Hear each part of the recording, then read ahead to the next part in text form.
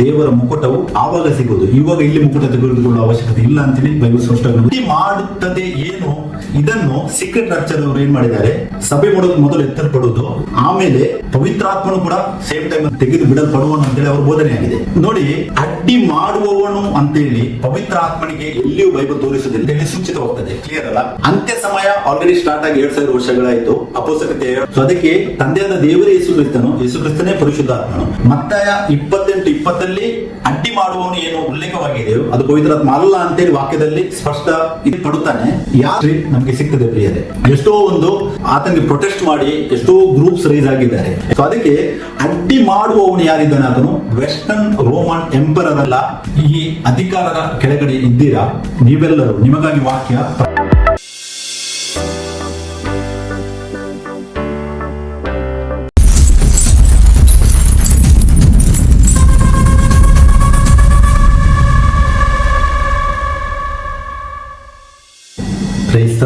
Hallelujah. ನಮ್ಮ ಕರ್ತನಾದ ಯೇಸು ಕ್ರಿಸ್ತನ ನಾಮದಲ್ಲಿ ಈ ದಿನದಲ್ಲಿ ನಾನು ನಿಮ್ಮೆಲ್ಲರನ್ನು ವಂದಿಸುವನಾಗಿದ್ದೇನೆ. ಯೇಸು ಕ್ರಿಸ್ತನೇ ಸತ್ಯ ದೇವರು, ನಿತ್ಯ ಜೀವ ಹೊಂದಿಯವನ 5:20 ವಾಕ್ಯ. ಕ್ರಿಸ್ತನು ನಿರಂತರ ಸ್ತುತಿ ಹೊಂದತಕ್ಕ ದೇವರು, ಆಮೆನ್. ರೋಮನ್ಸ್ 9:5 ಹೇಳ್ತದೆ. ಕಳೆದ ಸಂಚಿಕೆಯಲ್ಲಿ ಇಸ್ರೇಲಿನ 3ನೇ ಟೆಂಪಲ್ ಕಟ್ಟಲ್ಪಡುವುದೋ ಇಲ್ಲವೋ ಎಂಬ ವಿಷಯವನ್ನು ನಾವು ಸ್ವಲ್ಪ ವಾಕ್ಯವಾಗಿ ಧ್ಯಾನಿಸಿದ್ದೇವೆ. ವಾಕ್ಯದಲ್ಲಿ ನೋಡಿದ್ರೆ ಇಲ್ಲ, ಕಟ್ಟಲ್ಪಡುವುದಿಲ್ಲ ಅಂತೇಳಿ ವಾಕ್ಯವು ಸ್ಪಷ್ಟವಾಗಿ ಹೇಳ್ತದೆ. ಯಾಕಂತ ಹೇಳಿದರೆ ದೇವರು ಸ್ವತಃ ಅದನ್ನು ಕೆಡವಿದ್ದಾನೆ. ಪುನಃ ಮನುಷ್ಯನು ಅದನ್ನು ಕಟ್ಟಲಿಕ್ಕೆ ಆಗುವುದಿಲ್ಲ, ಸಾಧ್ಯವಿಲ್ಲ ಅಂತೇಳಿ ನಾವು ಧ್ಯಾನಿಸಿದ್ದೇವೆ. ಮತ್ತೆ ಅದನ್ನು ಕೆಡವುವಾಗ ದೇವರು ಸ್ವತಃ ಅದಕ್ಕೆ ಬೆಲೆಯನ್ನು ಕೊಟ್ಟಿದ್ದಾನೆ. ಅಂದರೆ ತಾನೇ ದೇವರು ಮನುಷ್ಯನಾಗಿ ಲೋಕಕ್ಕೆ ಬಂದು ಪೂಜೆಯಲ್ಲಿ ತನ್ನನ್ನು ತಾನು ಸಮರ್ಪಿಸುವುದರ ಮುಖಾಂತರವಾಗಿ ಆತನದಕ್ಕೆ ಬೆಲೆ ಕೊಟ್ಟು ಅದನ್ನು ಕ್ಯಾನ್ಸಲ್ ಮಾಡಿದ್ದಾನೆ ಅಂತೇಳಿ ನಾವು ಧ್ಯಾನಿಸಿದ್ದೇವೆ. ಮತ್ತೆ ಯಾವಾಗ ಆತನು ಮನುಷ್ಯ ಕುಮಾರನಾಗಿ ಆ ಕ್ರೂಜೆ ಮೇಲೆ ಸಾಯ್ತಾನೋ ಆ ಟೈಮಲ್ಲಿ ಆ ದೇವಾಲಯದ ಪರದೆ ಏನಿದೆ ಅದು ಮೇಲಿನಿಂದ ಕೆಳಗಿನ ತನಕ ಹರಿದು 2 ಭಾಗವಾಗುವುದನ್ನು ಮತ್ತಾಯ 27:51 ವಾಕ್ಯದಲ್ಲಿ ನಮಗೆ ಧ್ಯಾನಿಸಬಹುದು. ಅದರ ಅರ್ಥ ಏನಂತ ಹೇಳಿದರೆ, ಮನುಷ್ಯನ ಮತ್ತು ದೇವರ ಮಧ್ಯದಲ್ಲಿದ್ದ ಆ ಪಾಪವೆಂಬ ಪರದೆ ಏನಿತ್ತು ಅದು ದೇವರು ತೆಗೆದು ಅದನ್ನು ಹರಿದು ತೆಗೆದು ಯಾರೆಲ್ಲ ಯೇಸು ಕ್ರಿಸ್ತನನ್ನು ಸ್ವಂತ ರಕ್ಷಕನು ಒಡೆಯನು ಎಂದು ಅಂಗೀಕಾರ ಮಾಡಿ ವಾಕ್ಯಕ್ಕೆ ವಿಧೇಯತೆಯನ್ನು ತೋರಿಸ್ತಾರೋ ಅವರ ಒಳಗಡೆ ಬಂದು ದೇವರು ಸ್ವತಃ ನಮ್ಮ ಒಳಗಡೆ ವಾಸ ಮಾಡ್ತಾನೆ ಅಂತೇಳಿ ಬೈಬಲ್ ನನಗೆ ಸ್ಪಷ್ಟವಾಗಿ ತೋರಿಸಿದೆ. ಪ್ರಿಯರೇ, ದೇವರೇ ಸ್ವತಃ ಕ್ಯಾನ್ಸಲ್ ಮಾಡಿದ ಮೇಲೆ ಪುನಃ ಈ ಬೋಧಕರು ಇವಾಗ ಎದ್ದು ಬಿಟ್ಟು ಹೇಳ್ತಾರೆ ಇಲ್ಲ, ಅಲ್ಲಿ 3rd ಟೆಂಪಲ್ ಕಟ್ಟಲ್ಪಡುವುದು ಅಂತೇಳಿ. ಯಾಕೆ? ರೀಸನ್ ಏನಂತ ಹೇಳಿದ್ರೆ ವಾಕ್ಯದ ಮಿಸ್ ಇಂಟರ್ಪ್ರಿಟೇಷನ್ ಆಗಿದ್ರಿಂದ ಈ ತರ ಬೋಧನೆ ಬಂದಿದೆ. ಸೊ ಅದಕ್ಕೆ ಮತ್ತಾಯ 23, 37, 38, 39 ವಾಕ್ಯ ಕೂಡ ಧ್ಯಾನಿಸಿದರೆ ಅಲ್ಲಿ ಕೂಡ ಯೇಸು ಕ್ರಿಸ್ತರು ಹೇಳುವುದು ಅದೇ. ಏನಂತ ಹೇಳಿದ್ರೆ, ಇಸ್ರೇಲರಿಗೆ ಹೇಳಿದ್ದು, ಯಾವಾಗ ತನಕ ನೀವು ಕರ್ತನ ಹೆಸರಿನಲ್ಲಿ ಒಳಗೆ ಬರುವವನಿಗೆ ಆಶೀರ್ವಾದವನ್ನು ಹೇಳುವುದಿಲ್ಲವೋ ಅಲ್ಲಿ ತನಕ ನಾನು ಇಲ್ಲಿ ಬರುವುದಿಲ್ಲ ಅಂತ ಹೇಳಿದರೆ ಅರ್ಥ ಏನಂತ ಹೇಳಿದರೆ, ಅವರಿಗೂ ಕೂಡ ಯೇಸು ಕ್ರಿಸ್ತನ ನಾಮದಿಂದಲೇ ರಕ್ಷಣೆ ಸಿಗುವುದು, ಅವರು ಕೂಡ ಆ ನಾಮವನ್ನು ಅಂಗೀಕರಿಸಬೇಕೆಂತ ಹೇಳಿ ಯೇಸು ಕ್ರಿಸ್ತರು ಸ್ವತಃ ಅವರಿಗೆ ಹೇಳಿದ್ದು ವಾಕ್ಯ ಅಲ್ಲಿ ಸ್ಪಷ್ಟ ಉಂಟು. ಸೊ ಅದಕ್ಕೆ ಇಸ್ರೇಲ್ನಲ್ಲಿ 3rd ಟೆಂಪಲ್ ಕಟ್ಟಲ್ಪಡುವುದಿಲ್ಲ. ನಾವು ಕಳೆಯ ಸಂಚಿಕೆಯಲ್ಲಿ ಧ್ಯಾನಿಸಿದ ವಿಷಯ ಒಂದು, ಮತಭ್ರಷ್ಟತೆ ಉಂಟಾಗಬೇಕಂತೇಳಿ ನಾವು ಧ್ಯಾನಿಸಿದ್ದೇವೆ. AD 330 ಮತಭ್ರಷ್ಟತೆ ಉಂಟಾಗಿದೆ. ಹೇಗೆ ಅಂತ ಹೇಳಿದ್ರೆ, ರೋಮನ್ ಧರ್ಮ ಏನಿತ್ತು ಅದು ತನ್ನ ಫಾರ್ಮ್ ಅನ್ನು ಚೇಂಜ್ ಮಾಡ್ತದೆ. ಅಂದ್ರೆ ಅದು ಫಾರ್ಮ್ ಚೇಂಜ್ ಮಾಡುವುದು ಹೇಗೆ ಅಂತ ಹೇಳಿದ್ರೆ ಅದು ಕ್ರಿಶ್ಚಿಯಾನಿಟಿ ಆಗ್ತದೆ. ಪಾಪದ ಪಶ್ಚಾತ್ತಾಪ ಪಟ್ಟು ಕ್ರಿಶ್ಚಿಯಾನಿಟಿ ಆಗುದಲ್ಲ, ಧರ್ಮ ಚೇಂಜ್ ಆಗುದು, ಅದು ಕ್ರಿಶ್ಚಿಯಾನಿಟಿ ಧರ್ಮ ಅಂತೇಳಿ ಅಲ್ಲಿ ಎಣಿಸಲ್ಪಡುತ್ತದೆ. ಮತ್ತೆ ಅಲ್ಲಿ ಅಧರ್ಮ ಸ್ವರೂಪನು ಕಾಣಬರುವನು ಅಂತೇಳಿ ವಾಕ್ಯ ಉಲ್ಲೇಖವಾಗಿದೆ. ಆ ಅಧರ್ಮ ಸ್ವರೂಪನು AD 476 ನಂತರ ಆತನು ಆಲ್ರೆಡಿ ಪ್ರಕಟವಾಗಿದ್ದಾನೆ ಅಂತೇಳಿ ನಾವು ಧ್ಯಾನಿಸಿದ್ದೇವೆ.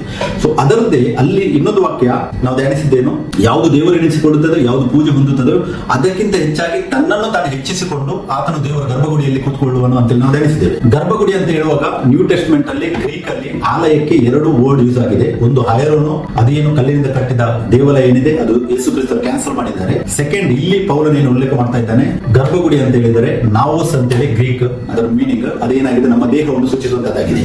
ಇದಕ್ಕೆ ರೆಫರೆನ್ಸ್ ವರ್ಡ್ 1 ಕೊರಿಂಥಿಯನ್ 3:16, 1 ಕೊರಿಂಥಿಯನ್ 6:19 ಮತ್ತೆ ಪ್ರಕಟಣೆಯಲ್ಲಿ ಕೂಡ 11ನೇ ಅಧ್ಯಾಯ ಮತ್ತೆ ಪ್ರಕಟಣೆಯಲ್ಲಿ ಎಲ್ಲೆಲ್ಲಿ ದೇವಾಲಯ ಸೂಚಿತವಾಗಿದೆಯೋ ಅದೆಲ್ಲ ವಾಕ್ಯಗಳು ಅದು ನಾವೋಸ್ ಅಂತೇಳಿ ಸೂಚಿತವಾಗಿದೆ. ಅಂದ್ರೆ ಎಲ್ಲವೂ ನಮ್ಮ ದೇಹವನ್ನು ಸೂಚಿಸುವಂತದ್ದಾಗಿದೆ. ಹೊಸ ಒಡಂಬಡಿಕೆಯಲ್ಲಿ ಮಂದಿರ, ಆಲಯ ಎಂಬುವಂಥದ್ದು ಏನಿದೆ ಅದು ನಮ್ಮ ದೇಹ ಅಂತೇಳಿ ಸ್ಪಷ್ಟವಾಗಿ ಇದು ಉಲ್ಲೇಖವಾಗಿದೆ. ಪ್ರಿಯರೇ, ಯಾರ ಒಳಗೆ ಎಲ್ಲ ಮನುಷ್ಯರ ಪೂಜೆ ನಡೀತಾ ಇದೆ ಅವರೆಲ್ಲರೂ ಅದೇ ಕೆಟಗರಿಯಲ್ಲಿ ಬರುತ್ತೆ ಇದೆ ಅಂತ ಹೇಳಿ ವಾಕ್ಯವು ಸ್ಪಷ್ಟವಾಗಿ ನಮಗೆ ತೋರಿಸ್ತದೆ. ಸೊ ಅದಕ್ಕೆ ಮನುಷ್ಯರನ್ನಲ್ಲ ದೇವರನ್ನು ಒಬ್ಬನನ್ನು ಮಾತ್ರ ಮತ್ತಾಯ 4:10 ಯೇಸು ಕ್ರಿಸ್ತರು ಆ ಸೈತನಿಗೂ ಕೂಡ ಹೇಳಿದ್ದಾರೆ, ನಮ್ಮ ದೇವರಾದ ಕರ್ತನೊಬ್ಬನಿಗೆ ಮಾತ್ರ ನಾವು ಆರಾಧಿಸಬೇಕಂತೇಳಿ. ಅದೇ ಆರಾಧನೆಯನ್ನು ನಿಮ್ಮ ಜೀವಿತದಲ್ಲಿ ಮಾಡಿದರೆ ನೀವು ದೇವರನ್ನು ಮಹಿಮೆ ಪಡಿಸುವವರಾಗಿದ್ದೀರಾ. ಮನುಷ್ಯರಿಗೆ ರೆಸ್ಪೆಕ್ಟ್ ಕೊಡುವುದು ನಮ್ಮ ಧರ್ಮವಾಗಿದೆ. ಅಂದ್ರೆ ನಾವು ಎಲ್ಲರಿಗೂ ರೆಸ್ಪೆಕ್ಟ್ ಕೊಡಬೇಕು. ಯಾಕಂತ ಹೇಳಿದರೆ ನಮ್ಮನ್ನು ಬೋಧಿಸುವವರು ಕೂಡ ಅವರಿಗೂ ನಾವು ರೆಸ್ಪೆಕ್ಟ್ ಕೊಡಬೇಕು. ಆದ್ರೆ ಅವರಿಗೆ ದೇವರ ಸ್ಥಾನವನ್ನು ಅವರಿಗೆ ಕೊಡುವುದು ತಪ್ಪು ಪ್ರಿಯರೇ. ಎಲ್ಲಾ ಮನುಷ್ಯರು ಸೇಮ್ ಇದ್ದಾರೆ, ಸಭೆಯಲ್ಲಿ ಕೂಡ ಎಲ್ಲರೂ ಈಕ್ವಲ್ ಆಗಿದ್ದಾರೆ ಅಂತೇಳಿ ಪೌಲನು ಕೂಡ ಹೇಳಿದ್ದಾನೆ. ಮತ್ತೆ ತುಂಬಾ ಕಡೆಯಲ್ಲಿ ಉಲ್ಲೇಖವಾಗಿದೆ ವಾಕ್ಯ, ಕ್ರಿಸ್ತನ ಸಭೆಯಲ್ಲಿ ದೊಡ್ಡವರು ಚಿಕ್ಕವರು ಯಾರು ಇಲ್ಲ, ಏನು ರಿವಾರ್ಡ್ ಮುಕುಟ ಏನಿದೆಯಾ ಅದು ಯೇಸು ಕ್ರಿಸ್ತನ 2ನೇ ಬರುವಿಕೆಯಲ್ಲಿ ಆತನು ಸ್ವತಃ ಕೊಡುವನಂತೇಳಿ ಪೌಲನು 2 ತಿಮೋಥಿ 4ನೇ ಅಧ್ಯಾಯ 7ನೇ ವಾಕ್ಯ 8ನೇ ವಾಕ್ಯದಲ್ಲಿ ಆತನು ಹೇಳಿದ್ದಾನೆ. ದೇವರ ಮುಕುಟವು ಆವಾಗ ಸಿಗುವುದು, ಇವಾಗ ಇಲ್ಲಿ ಮುಕುಟ ತೆಗೆದುಕೊಳ್ಳುವ ಅವಶ್ಯಕತೆ ಇಲ್ಲ ಅಂತೇಳಿ ಬೈಬಲ್ ಸ್ಪಷ್ಟವಾಗಿ ತೋರಿಸ್ತದೆ. ಸೊ ಅದರಲ್ಲಿ ಕಂಟಿನ್ಯೂಷನ್ ಆಗಿ ಇವತ್ತು 2ನೇ ಅಧ್ಯಾಯದ 5ರಿಂದ 8ನೇ ವಾಕ್ಯ ತನಕ ನಾವು ಇನ್ನೂ ಸ್ವಲ್ಪ ವಿಷಯಗಳನ್ನು ವಾಕ್ಯ ಬಗ್ಗೆ ಧ್ಯಾನಿಸುವ. ನೋಡಿ, ಇಲ್ಲಿ ವಾಕ್ಯವು ಈ ತರ ಹೇಳ್ತದೆ, ನಾನು ನಿಮ್ಮ ಸಂಗಡ ಇದ್ದಾಗ ಈ ಸಂಗತಿಗಳನ್ನು ಹೇಳಿದ್ದು ಜ್ಞಾಪಕವಿಲ್ಲವೋ. ಈ ವಾಕ್ಯದಲ್ಲಿ ಪೌಲನು ಹೇಳ್ತಾನೆ, ಆಲ್ರೆಡಿ ನಾನು ನಿಮ್ಗೆ ಮೊದಲು ಕೂಡ ಹೇಳಿದ್ದೇನೆ ಅಂತೇಳಿ ಇಲ್ಲಿ ಆತನು ಉಲ್ಲೇಖ ಮಾಡ್ತಾ ಇದ್ದಾನೆ ಥೆಸಲೋನಿಕದವರಿಗೆ. 6ನೇ ವಾಕ್ಯ ನೋಡಿ, ಇದಲ್ಲದೆ ಆ ಮನುಷ್ಯನು ನೇಮಕವಾದ ಸಮಯದಲ್ಲಿ ಹೊರತು ಬಯಲಿಗೆ ಬರುವುದಕ್ಕೆ ಏನು ಅಡ್ಡಿ ಮಾಡುತ್ತದೋ ಅದು ನಿಮಗೆ ತಿಳಿದೇ ಇದೆ. 7ನೇ ವಾಕ್ಯ, ಅಧರ್ಮವು ಈಗಲೂ ಗುಪ್ತವಾಗಿ ತನ್ನ ಕಾರ್ಯವನ್ನು ನಡೆಸುತ್ತದೆ, ಆದರೆ ಇದುವರೆಗೆ ಅಡ್ಡಿ ಮಾಡುವವನು ತೆಗೆದು ಬಿಡಲ್ಪಡುವ ತನಕ ಅದು ಗುಪ್ತವಾಗಿ ಇರುವುದು.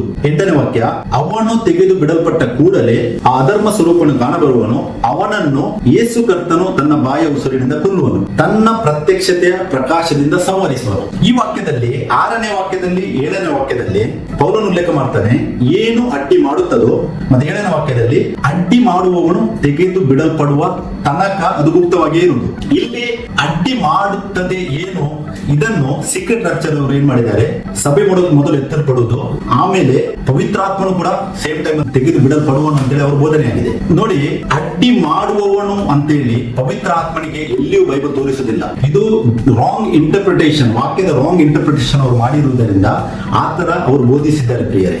ನೋಡಿ, ಮತ್ತೆ 28:20 ಯೇಸು ಕ್ರಿಸ್ತನು ಸ್ವತಃ ಹೇಳಿದ ವಾಕ್ಯ, ನಾನು ನಿಮಗೆ ಆಜ್ಞಾಪಿಸಿದನ್ನೆಲ್ಲ ಕಾಪಾಡಿಕೊಳ್ಳುವುದಕ್ಕೆ ಅವರಿಗೆ ಉಪದೇಶ ಮಾಡಿರಿ, ನೋಡಿರಿ ನಾನು ಯುಗದ ಸಮಾಪ್ತಿಯವರೆಗೂ ಎಲ್ಲಾ ದಿವಸ ನಿಮ್ಮ ಸಂಗಡ ಇರುತ್ತೇನೆ ಎಂದು ಹೇಳಿದನು. ಇಲ್ಲಿ ವಾಕ್ಯ ಧ್ಯಾನಿಸಿ, ನಾನು ಯುಗದ ಸಮಾಪ್ತಿಯವರೆಗೆ ಎಲ್ಲಾ ದಿವಸ ನಿಮ್ಮ ಸಂಗಡ ಇರುವೆನು ಅಂತೇಳಿ ಯೇಸು ಕ್ರಿಸ್ತರು ಸ್ವತಃ ತನ್ನ ಶಿಷ್ಯರಿಗೆ ಹೇಳಿದ್ದಾರೆ. ಸೊ ಈ ಯುಗದ ಸಮಾಪ್ತಿ ಅಂತ ಹೇಳುವಾಗ ಲಾಸ್ಟ್ ಡೇ ಅಂತೇಳಿ ಸೂಚಿತವಾಗ್ತದೆ. ಕ್ಲಿಯರ್ ಅಲ್ಲ? ಅಂತ್ಯ ಸಮಯ ಆಲ್ರೆಡಿ ಸ್ಟಾರ್ಟ್ ಆಗಿ 2000 ವರ್ಷಗಳಾಯಿತು. ಅಪೊಸ್ತಲತೆ 2:16ನೇ ವಾಕ್ಯ, 1 ಯೋಹನ 2:18ನೇ ವಾಕ್ಯವನ್ನು ನಾವು ಧ್ಯಾನಿಸಿದರೆ ಅಲ್ಲಿ ಅಂತ್ಯಕಾಲ, ಅಂತ್ಯ ಗಳಿಗೆ ಅಂತೇಳಿ ಉಲ್ಲೇಖವಾಗಿದೆ. ಯಾವಾಗ ಯೇಸು ಕ್ರಿಸ್ತರು ಈ ಲೋಕದಲ್ಲಿ ಪ್ರಕಟವಾಗಿದ್ದಾರೋ ಅಲ್ಲಿಂದ ಅಂತ್ಯ ಸಮಯ ಅಂತೇಳಿ ಕೌಂಟಿಂಗ್ ಅಲ್ಲಿ ಇದೆ, ಬೈಬಲ್ ಅಲ್ಲಿ ಪ್ರೂಫ್ ಉಂಟಿದೆ. ಬಟ್ ಇಲ್ಲಿ ಯೇಸು ಕ್ರಿಸ್ತರು ಹೇಳುವುದು ಯುಗದ ಸಮಾಪ್ತಿಯವರೆಗೂ ನಾನು ನಿಮ್ಮ ಸಂಗಡ ಇದ್ದೇನೆ. ದೇವರು ಸ್ವತಃ ಹೇಳ್ತಾರೆ ಯುಗದ ಸಮಾಪ್ತಿಯವರೆಗೆ ನಾನು ನಿಮ್ಮ ಸಂಗಡ ಇರ್ತೇನೆ. ಮತ್ತೆ ಈ ಸೀಕ್ರೆಟ್ ರಕ್ಚರ್ ಅವರು ಹೇಳ್ತಾರೆ ಅಲ್ಲಿ ಥೆಸಲೋನಿಕದಲ್ಲಿ ಅಡ್ಡಿ ಮಾಡುತ್ತದೋ ಅಡ್ಡಿ ಮಾಡುವವನೇನು ಉಲ್ಲೇಖವಾಗಿದೆ, ಅದು ಪವಿತ್ರಾತ್ಮನ ತೆಗೆದುಕೊಳ್ಳುವುದು ಅಂತೇಳಿ ಹೇಳ್ತಾರೆ. ಫಸ್ಟ್ ಆಫ್ ಆಲ್ ಪವಿತ್ರಾತ್ಮ ಯಾರು ಅಂತೇಳಿ ಅವರ ಅಂಡರ್ಸ್ಟ್ಯಾಂಡಿಂಗ್ ರಾಂಗ್ ಇದೆ. ಯಾಕೆಂದ್ರೆ ಅವ್ರು ಹೇಳ್ತಾರೆ ಪವಿತ್ರಾತ್ಮ ಅಂತ ಹೇಳಿದರೆ ಒಬ್ಬ ದೇವರಲ್ಲಿ 3ನೇ ವ್ಯಕ್ತಿತ್ವ ಅಂತೇಳಿ ಅವ್ರ ಬೋಧನೆ ಆಗಿದೆ. ತಪ್ಪು. ಯಾಕಂತ ಹೇಳಿದ್ರೆ ದೇವರು ಮನುಷ್ಯನ 3 ಕಾಲಗಳಿಗೆ ಅನುಗುಣವಾಗಿ ತನ್ನನ್ನು ತಾನು ಪ್ರಕಟಿಸಿದ್ದಾನೆ ಪ್ರಿಯರೇ. ಓಲ್ಡ್ ಟೆಸ್ಟ್ಮೆಂಟ್ ಅಲ್ಲಿ god above us, new testament ಮಾಡುವಾಗ ಗಾಡ್ ವಿತ್ ಅಸ್, ಮತ್ತೆ ಚರ್ಚ್ ಏಜ್ ಅಲ್ಲಿ ಇವಾಗ ಈ ಟೈಮ್ ಅಲ್ಲಿ ಗಾಡ್ ಇನ್ ಅಸ್, ಹಾಗೆ ಆತನ ತನ್ನ ಪ್ರಕಟಿಸಿದ್ದಾನೆ. ಸೊ ಅದಕ್ಕೆ ತಂದೆಯಾದ ದೇವರೇ ಯೇಸು ಕ್ರಿಸ್ತನು, ಯೇಸು ಕ್ರಿಸ್ತನೇ ಪರಿಶುದ್ಧಾತ್ಮನು. ಮತ್ತಾಯ 28:20 ಯೇಸು ಕ್ರಿಸ್ತರು ಯುಗದ ಸಮಾಪ್ತಿಯವರೆಗೆ ನಾನು ನಿಮ್ಮ ಸಂಗಡ ಇದ್ದೇನೆ ಅಂತ ಹೇಳಿದ್ದಾರೆ. ಅವರು ಕೊನೆ ಗಳಿಗೆ ತನಕ ನಮ್ಮ ಜೊತೆ ಇದ್ದಾರೆ, ದೇವರು ನಮ್ಮ ಜೊತೆ ಇದ್ದಾರೆ ಪ್ರಿಯರೇ. ಮತ್ತೆ ರಿಸರೆಕ್ಷನ್ ಏನಿದೆ, ದೇವರು ನಮ್ಮನ್ನು ಕರೆದುಕೊಂಡು ಹೋಗುವಂತದ್ದು ಏನಿದೆ, ಆತನ 2ನೇ ಬರುವಿಕೆ, ಅದು ಕೊನೆಯ ದಿನದಲ್ಲಿ ಆಗುವುದಂತೇಳಿ ಯೋಹಾನ 6:44-54 ವಾಕ್ಯವು ಸ್ಪಷ್ಟವಾಗಿ ಹೇಳ್ತದೆ. ಸೊ ಹಾಗಿದ್ರೆ 2 ಥೆಸಲೋನಿಕದಲ್ಲಿ ಅಡ್ಡಿ ಮಾಡುವವನು ಏನು ಉಲ್ಲೇಖವಾಗಿದೆಯೋ ಅದು ಪವಿತ್ರಾತ್ಮ ಅಲ್ಲ ಅಂತೇಳಿ ವಾಕ್ಯದಲ್ಲಿ ಸ್ಪಷ್ಟ, ಇದರಿಂದ ನಮಗೆ ಅಂಡರ್ಸ್ಟ್ಯಾಂಡ್ ಮಾಡಬಹುದು. ಸೊ ಹಾಗಿದ್ರೆ ಪೌಲನಲ್ಲಿ ಯಾರ ಬಗ್ಗೆ ಉಲ್ಲೇಖ ಮಾಡ್ತಾನೆ ಅದನ್ನು ನಾವು ಧ್ಯಾನಿಸಬೇಕು. ಆತನು ಏನು ಅಡ್ಡಿ ಮಾಡುತ್ತದೋ ಅಡ್ಡಿ ಮಾಡುವನು ಅಂತೇಳಿ ಉಲ್ಲೇಖ ಮಾಡಿದಾನ, ಆತನು ರೋಮನ್ ಎಂಪರರ್ ಬಗ್ಗೆ ಅಲ್ಲಿ ಹೇಳ್ತಾ ಇದ್ದ. ರೋಮನ್ ಚಕ್ರವರ್ತಿ ಏನಿದ್ದಾನೆ ಆತನ ಬಗ್ಗೆ ಆತನು ಉಲ್ಲೇಖ ಮಾಡ್ತಾ ಇದ್ದಾನೆ ಅಲ್ಲಿ. ಅಂದ್ರೆ AD 40 to 60 ಆ ರೇಂಜ್ ಅಲ್ಲಿ ಥೆಸಲೋನಿಕದವರಿಗೆ ಆತನು ಬರೀತಾ ಇದ್ದಾನೆ. ಆವಾಗ ಕೂಡ ರೋಮನ್ ಸೀಸರ್ಸ್ ಆಳ್ವಿಕೆ ನಡೆಸ್ತಾ ಇದ್ದರು. ನಾವು ಯೇಸು ಕ್ರಿಸ್ತರು ಈ ಲೋಕದಲ್ಲಿ ಇದ್ದಾಗ ಕೂಡ ಇಸ್ರೇಲ್ ನ ಮೇಲೆ ಅಧಿಕಾರ ನಡೀತಾ ಇದ್ದದ್ದು ರೋಮನ್ ಅಂತೇಳಿ ನಮಗೆ ಸ್ಪಷ್ಟ ಗೊತ್ತಾಗ್ತದೆ. ಅಂದ್ರೆ ರೋಮನ್ನರು ರಫ್ಲಿ ಆ ಸೀಸರ್ಸ್ ಯಾರಿದ್ದಾರೆ ಅವರು 800 years ರೂಲಿಂಗ್ ಮಾಡಿದ್ದಾರೆ. ರೋಮಲ್ಲಿ 800 ವರ್ಷಗಳು ರೂಲಿಂಗ್ ಮಾಡಿದ್ದಾರೆ. ಇಲ್ಲಿ ಪೌಲನ್ ಏನು ಉಲ್ಲೇಖ ಮಾಡ್ತಾ ಇದ್ದಾನೋ, ಏನು ಅಡ್ಡಿ ಮಾಡುತ್ತದೋ ಅಡ್ಡಿ ಮಾಡುವವನು ತೆಗೆದು ಬಿಡಲ್ಪಡುವ ತನಕ ಅಂತ ಹೇಳಿದರೆ ರೋಮನ್ ಇದ್ದು ಲಾಸ್ಟ್ ಸೀಸರ್ ಏನಿದ್ದಾರೆ ಅವನ ಬಗ್ಗೆ ಆತನು ಉಲ್ಲೇಖ ಮಾಡ್ತಾನೆ. ಇದೇ ಫುಲ್ಫಿಲ್ಮೆಂಟ್ ಆಗುವುದು ಯಾವಾಗ ಅಂತ ಹೇಳಿದ್ರೆ AD 476 ಅಲ್ಲಿ, ಯಾವಾಗ ವೆಸ್ಟರ್ನ್ ರೋಮನ್ ಎಂಪೈರ್ ಏನಿದೆಯಾ ಅದು ಡೆಮೊಲಿಷ್ ಆಗ್ತದ. ಆ ಟೈಮ್ ಅಲ್ಲಿ ಇದ್ದ ಲಾಸ್ಟ್ ಸೀಸರ್ ಯಾರು, ಆತನು ರೋಮಲಸ್ ಅಗಸ್ಟಲಸ್ ಅಂತ ಹೇಳಿ ಆತನ ಹೆಸರು. ವೆಸ್ಟರ್ನ್ ರೋಮನ್ ಇತ್ತು ಎಂಪರರ್ ರೋಮಲಸ್ ಅಗಸ್ಟಲಸ್. ಅವನು ಅಲ್ಲಿ ತೆಗೆಯಲ್ಪಡುತ್ತಾನೆ. ಯಾರು ಅದನ್ನು ಕ್ಯಾಪ್ಚರ್ ಮಾಡೋದು ಈಸ್ಟರ್ನ್ ರೋಮನ್ ಎಂಪೈರ್. ಆತನ ಹೆಸರು ಬರ್ಬೇರಿಯನ್ ಕಿಂಗ್. ಆತನಿಗೆ ಒಡಾಸೆಯರ್ ಅಂತೇಳಿ ಉಲ್ಲೇಖವಿದೆ, ಹಿಸ್ಟ್ರಿಯಲ್ಲಿ ಉಂಟು. ಒಡಾಸೆಯರ್ ಆತನು ಡಿಫೀಟ್ ಮಾಡ್ತಾನೆ ವೆಸ್ಟರ್ನ್ ರೋಮನ್ ಎಂಪೈರ್ ಇರೋದು. ಲಾಸ್ಟ್ ಚಕ್ರವರ್ತಿ ಯಾರಿದ್ದಾನೆ ಆತನ ಹೆಸರು ರೋಮ್ಲಸ್ ಅಗಸ್ಟಸ್. ಆತನನ್ನು ಡಿಫೀಟ್ ಮಾಡಿದ ಮೇಲೆ ಮತ್ತೆ ಈಸ್ಟರ್ನ್ ರೋಮನ್ ಎಂಪೈರ್ ಇದ್ದು ಅಧಿಕಾರ ಸ್ಟಾರ್ಟ್ ಆಗ್ತದೆ.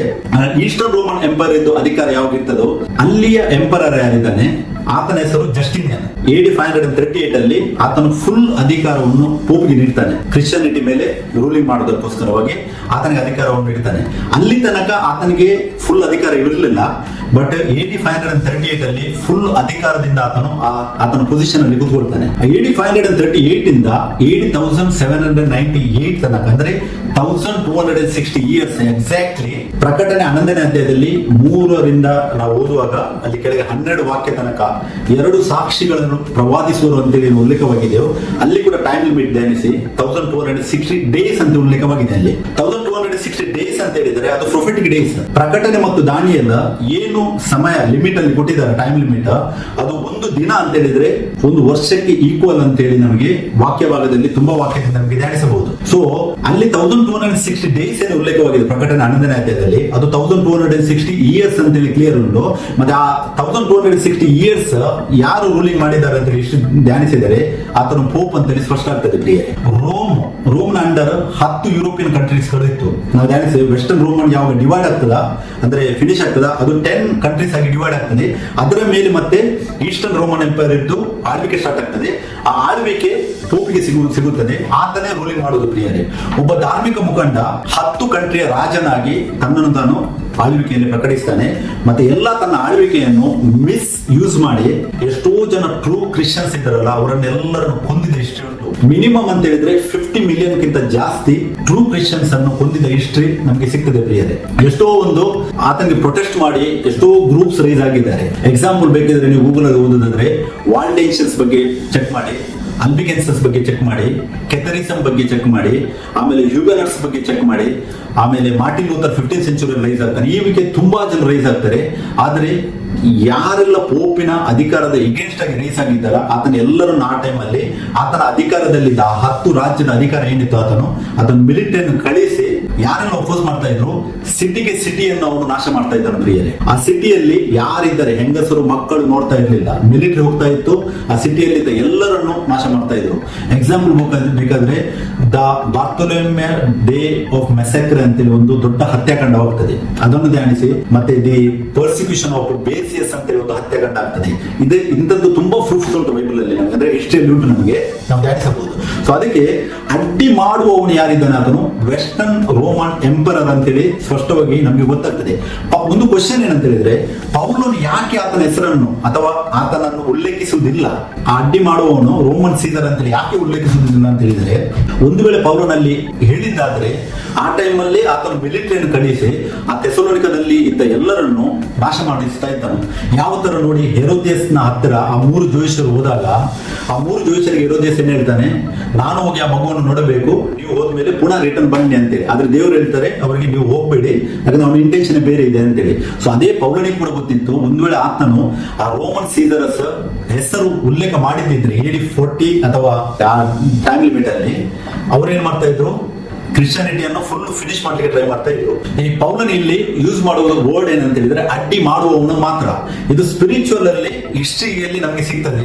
ಸ್ಪಿರಿಚುವಲ್ ಬೈಬಲ್ ವರ್ಡ್ ಮತ್ತೆ ಹಿಸ್ಟ್ರಿ ಕನೆಕ್ಟ್ ಮಾಡಿದಾಗ ಗೊತ್ತಾಗ್ತದೆ ಯಾರ ಬಗ್ಗೆ ಆತನ ಉಲ್ಲೇಖ ಮಾಡಿದೆ ಅಂತ ಹೇಳಿ ಸ್ಪಷ್ಟ ಉಂಟು. ಸೊ ಇದೇ ವರ್ಡ್ ಅನ್ನು ಎಲ್ಲರೂ ಕನೆಕ್ಟ್ ಮಾಡಿ ಲೋಕದ ಅಂತ್ಯದಲ್ಲಿ ಇದಾಗುವುದಂತೇಳಿ ಒಂದು ರಾಂಗ್ ಮಿಸ್ಇಂಟರ್ಪ್ರಿಟೇಷನ್ ಆಗಿ ಅದನ್ನು ತೆಗೆದುಕೊಂಡಿದ್ದಾರೆ ಪ್ರಿಯರೇ. ಅಡ್ಡಿ ಮಾಡುವನು ಪವಿತ್ರಾತ್ಮ ಅಲ್ಲ, ಪವಿತ್ರಾತ್ಮನೇ ಸರ್ವಶಕ್ತನಾದ ದೇವರು ಲೋಕದ ಕಡೆಯವರೆಗೂ ಕಡೆಯ ಗಳಿಗೆಯವರೆಗೂ ನಮ್ಮ ಸಂಗಡ ಇದ್ದಾನೆ ಅಂತೇಳಿ ಮತ್ತೆ 28-20 ಆತನು ನಮಗೆ ಪ್ರಾಮಿಸ್ ಮಾಡಿದ್ದಾನೆ. ಮತ್ತೆ ನಮ್ಮ ಜೊತೆ ಇದ್ದಾನೆ, ಇವಾಗಲೂ ಕೂಡ ನಮ್ಮ ಜೊತೆ ದೇವರು ಇದ್ದಾರೆ. ಸೊ ಅದಕ್ಕೆ ಸರಿಯಾದ ಇಂಟರ್ಪ್ರಿಟೇಷನ್ ಮಾಡಿ ಅಡ್ಡಿ ಮಾಡುವವನು ರೋಮನ್ ಅಗಸ್ಟಸ್ ಅಂತ ಇದ್ದಾನೆ. ಮತ್ತೆ ನೋಡಿ 8ನೇ ವಾಕ್ಯ ಹೇಳ್ತದೆ, ಅವನು ತೆಗೆದು ಬಿಡಲ್ಪಟ್ಟ ಕೂಡಲೇ ಅಧರ್ಮ ಸ್ವರೂಪನ ಕಾಣಬರುವನು. ಯಾವಾಗ Roman emperor last west second Roman emperor 476 ಅಲ್ಲಿ ತೆಗೆದು ಬಿಡಲ್ಪಟ್ಟಿದ್ದಾನೋ ಆ ರೋಮನ್ ಧರ್ಮ ಏನಿದೆ ಅದರ ಮೇಲೆ ಒಬ್ಬ ಅಧಿಕಾರಿಯಾಗಿ ಕೂತ್ಕೊಳ್ತಾನೆ, ಧಾರ್ಮಿಕ ಮುಖಂಡನಾಗಿ. ಆತನೇ ಪೋಪನು. ಆತನು ಕಾಣಬಂದದ್ದು ಕೂಡ ಕರೆಕ್ಟ್ ಆಗಿ AD 476 ನಂತರನೇ. ಮತ್ತೆ AD 538 ಅಲ್ಲಿ Justinian eastern Roman empire Justinian ಏನಿದ್ದಾನೆ full ಅಧಿಕಾರವನ್ನು ಆತನಿಗೆ ಕೊಡ್ತಾನೆ, ಆತನೇ ಕಂಟ್ರೋಲ್ ಮಾಡ್ತಾನೆ. ಮತ್ತೆ ವಾಕ್ಯ ಹೇಳ್ತದೆ, ಅವನನ್ನು ಯೇಸು ಕರ್ತನು ತನ್ನ ಬಾಯಿಯ ಉಸಿರಿನಿಂದ ಕೊಲ್ಲುವನು, ತನ್ನ ಪ್ರತ್ಯಕ್ಷತೆಯ ಪ್ರಕಾಶದಿಂದ ಸಂವರಿಸಿದನು. ಯೇಸು ಕ್ರಿಸ್ತನ ಎರಡನೇ ಬರವಣೆ ಏನಿದೆ ಆ ಟೈಮಲ್ಲಿ ಯೇಸು ಕ್ರಿಸ್ತನು ತನ್ನ ಬಾಯಿಯ ಪ್ರಕಾಶದಿಂದ ಆತನನ್ನು ಕೊಲ್ಲುವನಂತೇಳಿ ವಾಕ್ಯ ಹೇಳ್ತದೆ ಪ್ರಿಯರೇ. ಕೊಲ್ಲುವನಂತ ಹೇಳಿದರೆ ಆತನ ಅಧಿಕಾರವು ಎಲ್ಲವೂ ಡೆಮೊಲಿಷ್ ಆಗಿ ನಾಶವಾಗಿ ಹೋಗುವುದಂತೇಳಿ ಸೂಚಿಸುವಂತದ್ದಾಗಿದೆ ಪ್ರಿಯರೇ. ಸೊ ಅದಕ್ಕೆ ವಾಕ್ಯದಲ್ಲಿ ನೆಲೆಗೊಳ್ಳಿರಿ, ಸತ್ಯವನ್ನು ಅರಿಯಿರಿ, ಸತ್ಯವು ನಿಮ್ಮನ್ನು ಬಿಡುಗಡೆ ಮಾಡುವುದು. ಎಲ್ಲರಿಗೂ ಸತ್ಯ ವೆರಿ ಇಂಪಾರ್ಟೆಂಟ್. ವಾಕ್ಯದಲ್ಲಿ ನೆಲೆಗೊಂಡರೆ ದೇವರು ಸತ್ಯವನ್ನು ಪ್ರಕಟಿಸುವಂತನಾಗಿದ್ದಾನೆ ಪ್ರಿಯರೇ. ಸೊ ಅದಕ್ಕೆ ನಾನು ರಿಕ್ವೆಸ್ಟ್ ಮಾಡ್ತೇನೆ, ಯಾರೆಲ್ಲ ಈ ಅಧಿಕಾರದ ಕೆಳಗಡೆ ಇದ್ದೀರಾ ನೀವೆಲ್ಲರೂ ನಿಮಗಾಗಿ ವಾಕ್ಯ ಪ್ರಕಟಣೆ 18:4 ಓದಿ.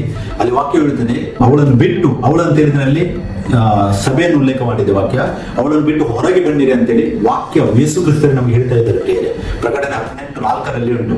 17:18 ಆ ರೋಮ್ ಎಂಪೈರ್ ಏನಿದೆ ಅದನ್ನು ಡೆಮೊಲಿಷ್ ಮಾಡುವುದನ್ನು ಸೂಚಿಸ್ತಾ ಉಂಟು. 17 ಮತ್ತು 18 ಯಾಕಂದ್ರೆ ಬಾಬೆಲ್ ಪಟ್ಟಣ ಏನಿದೆ ಅದು ಮೂರ್ತಿಗಳ ಮನೆ, ಅದು ಇವಾಗ ರೋಮ್ ಆಗಿದೆ ಪ್ರಿಯರೇ. ಸೊ ಅದಕ್ಕೆ ವಾಕ್ಯದಲ್ಲಿ ನೆಲೆಗೊಳ್ಳಿರಿ, ಮತ್ತೆ ದೇವರ ವಾಕ್ಯಕ್ಕಾಗಿ ಹೆಚ್ಚಿನ ಮಹತ್ವವನ್ನು ಕೊಡಿ, ನಿಮ್ಮನ್ನು ನೀವೇ ನಿತ್ಯತ್ವಕ್ಕೆ ನಡೆಸಿ ಅಂತೇಳಿ ನಿಮ್ಮೆಲ್ಲರೂ ನಾನು ಎನ್ಕರೇಜ್ ಮಾಡುವನಾಗಿದ್ದೇನೆ. ಮತ್ತೆ ಈ ವಾಕ್ಯದ ಗೂಢಾರ್ಥವನ್ನು ಪ್ರಕಟಿಸಿದ ನಮ್ಮ ಕರ್ತನು, ರಕ್ಷಕನು, ಒಡೆಯನು ಆದಂತ ಏಕ ದೇವರಾದ ಯೇಸು ಕ್ರಿಸ್ತನಿಗೆ ಸಲ್ಲಿಸುವನಾಗಿದ್ದೇನೆ ಪ್ರಿಯರೇ. Praise the lord. Thank you.